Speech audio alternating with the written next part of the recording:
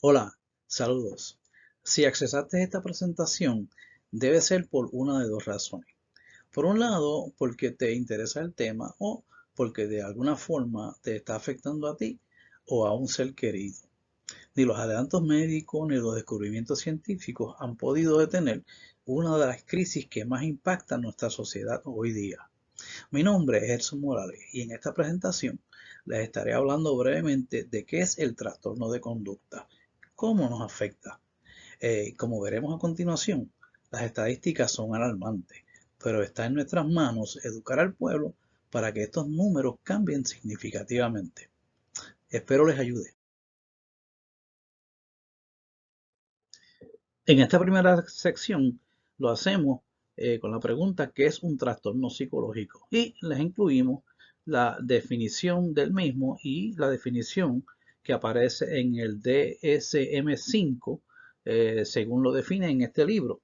En la psicología, este se define como un síndrome que se caracteriza por una alteración clínica del estado cognitivo, el emocional o del comportamiento de un individuo, y en esta se refleja una disfunción de los procesos psicológicos o biológicos que afectan esa función mental. Además, tenemos una tabla donde se listan un número de síntomas, por ejemplo, los síntomas físicos, que son dolores de cabeza, alteración del sueño y alteración de alimentación. En los síntomas afectivos se les nota la tristeza, miedo y ansiedad. Los síntomas cognitivos, dificultad para pensar con claridad, creencias erróneas, déficit de memoria y atención. Y en los síntomas de comportamiento, agresiones, llanto o abuso de sustancia. Entonces, ¿cuántos trastornos psicológicos existen? Bueno, según el manual Diagnostics and Statistical Manual of Mental Disorder, se han identificado sobre 200 tipos diferentes de esta condición, lo que es indicativo de la seriedad del asunto en la sociedad que nos ha tocado vivir. Claro, en esta tabla nada más que se hace mención de unos 20, los cuales son los más comunes.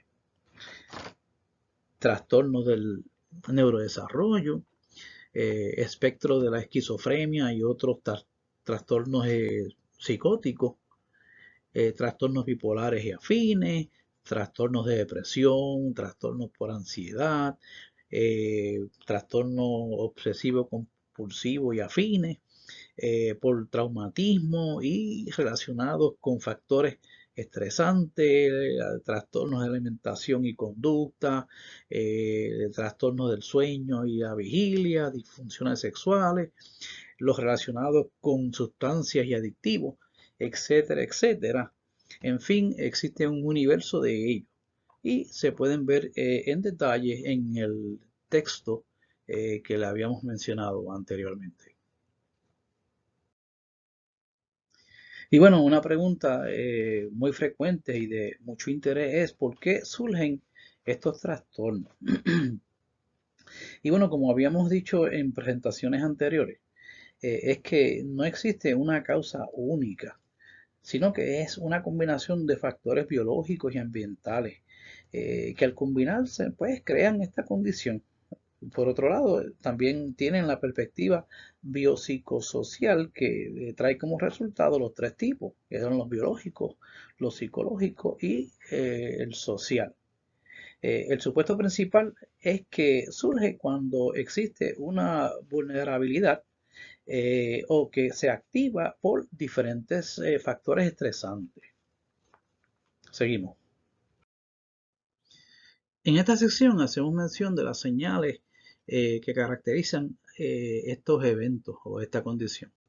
Y son, por ejemplo, los eventos de rabieta, explosiones de violencia, impulsividad, la inquietud o hiperactividad constante, dificultad para asumir normas, desobediencia persistente, ansiedad o preocupación por todo, tristezas o irritabilidad excesiva, en algunos casos crisis de llanto, reacciones emocionales exageradas, somatizaciones, alteración del sueño, pesadillas frecuentes, aislamiento, timidez excesiva. Una vez que podemos identificar estas señales, estaríamos en mejor posición para ayudar a nuestros familiares o clientes, ya que en muchos de estos casos el mismo paciente no tiene control de estos síntomas o de estas señales. En esta sección bregamos con los criterios a considerar para analizar los síntomas. Y primero tenemos la edad y desarrollo de la persona. Estas condiciones atacan a hombres, mujeres y niños y de todas las edades, por lo que cada caso será individual y obviamente a considerar en la etapa de desarrollo en la que la persona ha venido padeciendo los síntomas o la condición. La adaptación, la interferencia y malestar son tres elementos diferentes y todos a considerar separadamente. Las normas de comportamiento, la frecuencia, duración e intensidad nos prestarán aquellos datos y elementos que nos ayudarán a afinar nuestro diagnóstico y cómo finalmente vamos a trabajar con dicha condición. Muy importante. Veamos ahora algunas de las estadísticas, lo que en mi opinión son realmente alarmantes. Y la Organización Mundial de la Salud, en su informe del 2003, indica que el suicidio es la tercera causa de muerte entre los adolescentes. Algo que es bien lamentable y triste. El libro blanco de la psiquiatría infantil y adolescentes contienen estos datos. Aproximadamente el 20% de los niños a nivel mundial presentan trastornos mentales y unas 800.000 personas se suicidan cada año, siendo los trastornos mentales la principal causa de suicidio.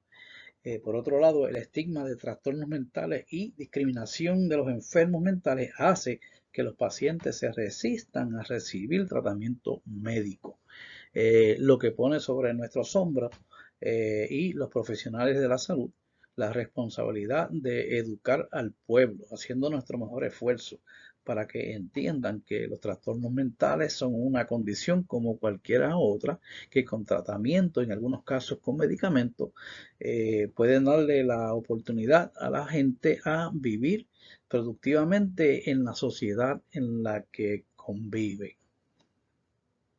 Bueno, y para culminar con esta presentación, vamos a hacer mención de dos personajes bíblicos en cuyas vidas se manifestaron los desórdenes de conducta y los resultados trágicos que estos le trajeron. Además, vamos a leer algunos versículos bíblicos que nos traen consejos para mantenernos lejos de ser víctimas de estos trastornos. El primero lo encontramos en Daniel capítulo 4, versículos 19 al 25, donde el profeta Daniel le lee la sentencia al rey Nabucodonosor, cuya vida y conducta se caracterizó por la necedad y la soberbia, lo cual le trajo como resultado vivir 7 años de locura, hasta que pudo reconocer la grandeza y el poderío de Dios. Y por otro lado, en Mateo 27, del 3 al 5, nos habla de Judas Iscariote, quien vivió y estudió con el Señor Jesús durante 3 años. Sin embargo, su interés por el dinero lo llevó a cometer la grave decisión de vender a su maestro, lo que le provocó una depresión que no pudo superar y se privó de su propia vida. Por otro lado, tenemos a Filipenses 4, del 6 al 8, que nos aconseja: por nada estéis afanosos, si no sean conocidas vuestras peticiones delante de Dios, en toda oración y ruego, con acción de gracia. Y la paz de Dios, que sobrepasa todo entendimiento, guardará vuestros corazones y vuestros pensamientos en Cristo Jesús. Por lo demás, hermanos, todo lo que es verdadero, todo lo honesto, todo lo justo, todo lo puro, todo lo amable, todo lo que es de buen nombre, si hay virtud alguna y si algo digno de alabanza, en esto pensad. En Isaías nos dice, tú guardarás en completa paz a aquel cuyo pensamiento en ti persevera, porque en ti ha confiado. Y como le dije, esto está en Isaías 26, versículo 3. Efesios 4, 23 nos dice, y renovaos en el espíritu de vuestra mente. Y por último, en 1 Corintios 2, 16 dice, porque ¿quién conoció la mente del Señor? ¿Quién le instruirá? Mas nosotros tenemos la mente de Cristo. Así que pues con estos consejos culminamos nuestra presentación del día de hoy. Espero que le haya sido de ayuda a alguno de ustedes y como de costumbre, para preguntas o comentarios acerca de este tema, pues lo pueden hacer escribiendo a la dirección de correo que incluimos con esta presentación. Mientras tanto, muchas gracias por su atención. Hasta la próxima. Chao.